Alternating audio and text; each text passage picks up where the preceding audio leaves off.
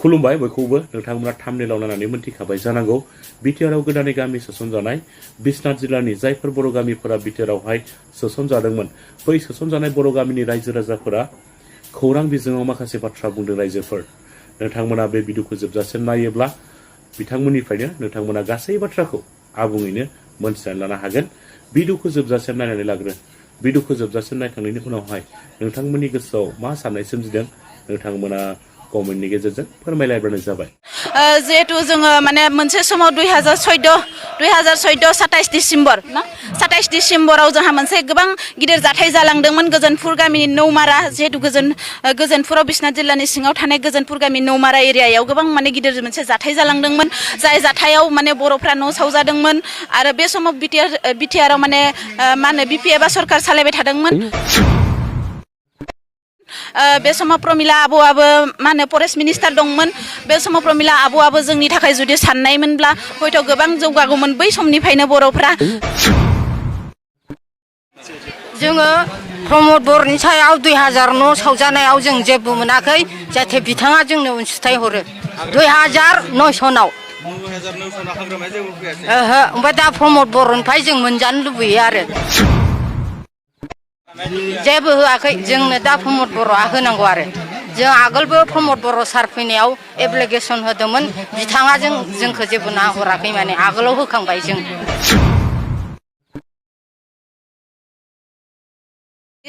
जोंनि बिश्वनाथ जिल्लायाव इउपिपिएल हान्जाजों गोबां सापर्ट दङ आरो गोबां जोङो 20टा बुथ कमिटि दानानै लानो हाबाय इउपिपिएल हान्जा दोलोनि जानानै आरो बे जोंनि जिहेतु बिश्वनाथ आरो सनितपुर सोसन जाबाय बेनि सायाव जोंहा गोबां गोजोननाय दङ जिहेतु जोंबो सासे बिटिआरनि सासे भटार्स हिसाबै जों गोबां गोजोननाय दङ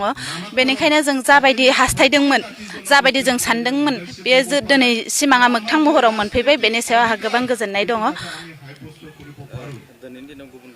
मान गोनां रायजो राजा नोंथांमोन बे इउपिपिएल दोलोखौ जोङो 2015 दिनैनि हिन्जाव गणतन्त्र मुगायाव गोबां हान्जानि फैनायनि मोन्थाया बयहाबो दङ नाथाय जों बास बेखौल' बुंनो हायो जे जों बिटिआरआव सोसन जाबाय बेनि थाखाय जों इउपिपिएल हान्जाखौ सापर्ट होनांगौ आरो गोबां राजनितिकआ फैनानै गोबां बाथ्रा जों बुजायलांबाबो जों माखासे रायजो राजाफोरखौ जिहेतु जोंनि हारि आरो सोदोमस्रिखौ लाखिनांगौनि थामोन्थाजों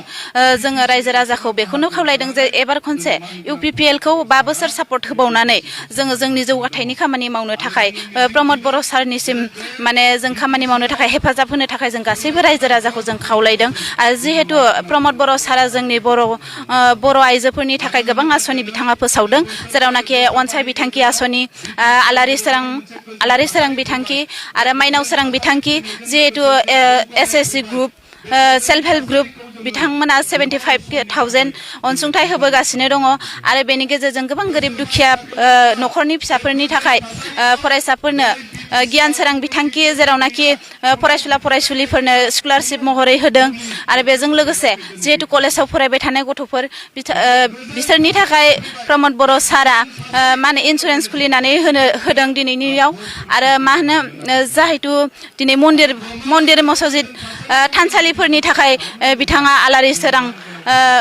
स्किमखौ होदों बा आसनिखौ होदों बेनि थाखाय खोब गोजोननाय मोनदों जे माखासे आसनिया जे आरो बेनि सायाव बांसिन रासिन गोजोननाय जिहेतु जोंनि बिटिआरनि चिफ जानानै जोंनि बर'नि हारिनि माखासे मिनिंफुल माखासे सोदोबफोरजों बिथाङा बैफोर नामफोर आसनिफोरखौ दोनदों खोब सिनाय जादों गासैबो हारि जाथिया दिनै बेफोर मुंजोंनो हयथ' आसनिफोरखौ फिलाप खालामनांदों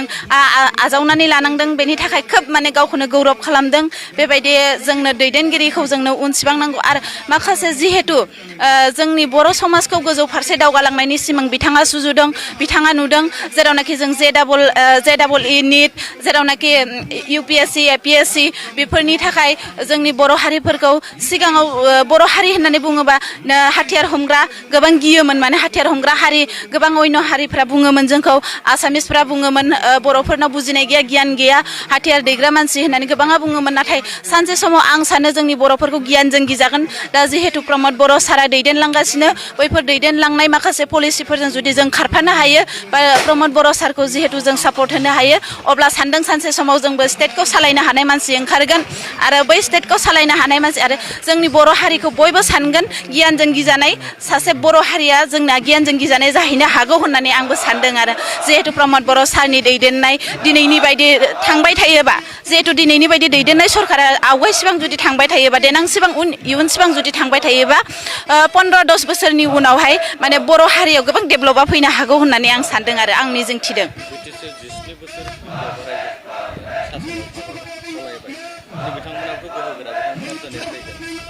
आरो बिथांमोना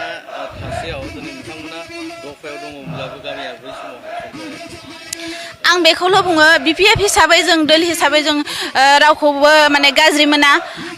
जिहेतु जोंनि बर'निनो दैदेनगिरि नाथाय जों बेखौसो नांगौ जोंनि बर' हारिया बेसेबां डेभेलपआव थांखो जों बेखौसो नायो जोंनि बर' हारिया बेसेबां बिटिआरआव हाबसन जादों बा हाबसननो बेसेबां बाखि दङ बेखौ जोङो हाबसन फुल प्लेजेड खालामनायनि मोनसे जोंनाव सिमां दङ जेरावनाखि गासैबो दैदेनगिरिफ्रा बास बे मोनसे थांखिल' खारो आंनि थाखाय बे खावलायनाय जिहेतु जों बर' हिसाबै गासिबो खौसेथियाव थानो लुबैयो आरो जिहेतु 17 बोसोर बिथांमोना सालायबोबाय बिटिआर सरकारखौ अब्ला जोंनिया बे बिश्नाथ एरियायाव माखासे माने नियादि पाट्टा एपारसि बेफोर कुनु माने लापाट्टा गैयामोन जिहेतु जोङो माने मोनसे समाव 2014 27 डिसेम्बर ना 27 डिसेम्बराव जोंहा मोनसे गोबां गिदिर जाथाय जालांदोंमोन गोजोनपुर गामिनि नौमारा जिहेतु गोजोनपुराव बिश्नाथ जिल्लानि सिङाव थानाय गोजोनपुर गामि नौमारा एरियायाव गोबां माने गिदिर मोनसे जाथाय जालांदोंमोन जाय जाथायाव माने बर'फ्रा न' सावजादोंमोन आरो बे समाव बिटिआराव माने मा होनो बिपिएफआ सरकार सालायबाय थादोंमोन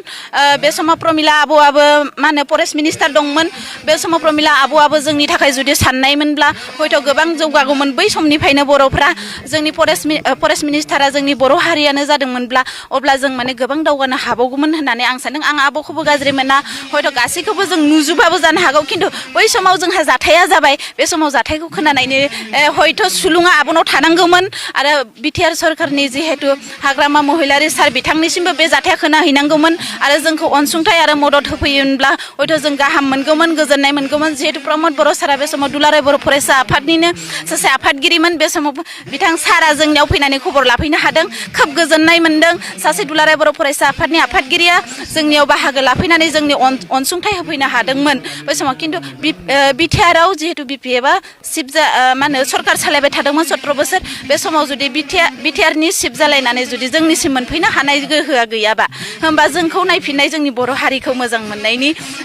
माने माबाखौ नुहुरा आरो जोङो माने जाहिथु जों हास्थायदोंमोन जोंहाबो बिटिआराव जोंनि बर'नि दैदेनगिरि दङ जोंखौ नायफैगोन जोंखौ अनसायफैगोन माइरं खलबसे सेरसेबाबो जोंनो होफैगोन जि गांसेबाबो जोंनो होफैगोन होननानै बिश्नाथनि गोजोनपुर गामिनि गोबां रायजोफोरा सानदोंमोन आसा फारिदोंमोन नाथाय बै आसा फारिनायफोरा फेलें जालांजोबदोंमोन बेनि थाखाय गोसोआव गोबां गाबखांनाय मोनदों आरो बै समाव ओरैबायदि जाथाय जादोंमोन जेरावनाखि जों गोजांस्रिवो दिनैसिमबो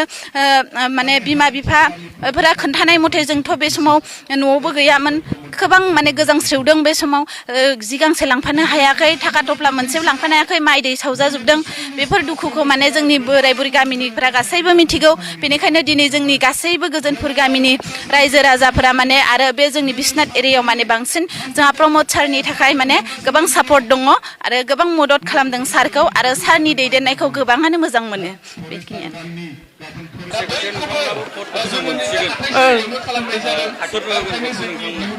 प्रमद बर'नो गावनि मोजां हारिमुनि थाखाय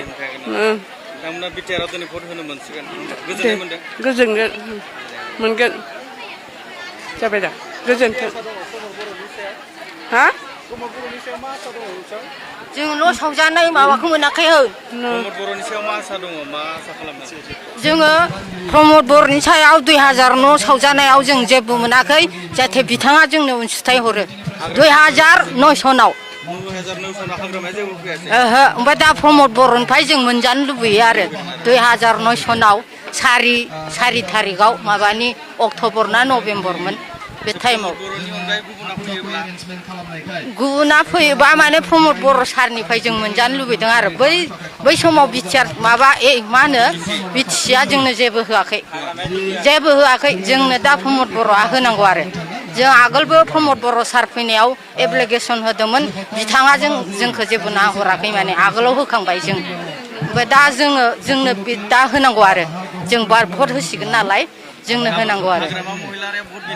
जों होआ बेनो जोंनो दा प्रमद बर'नोसो होगोन जों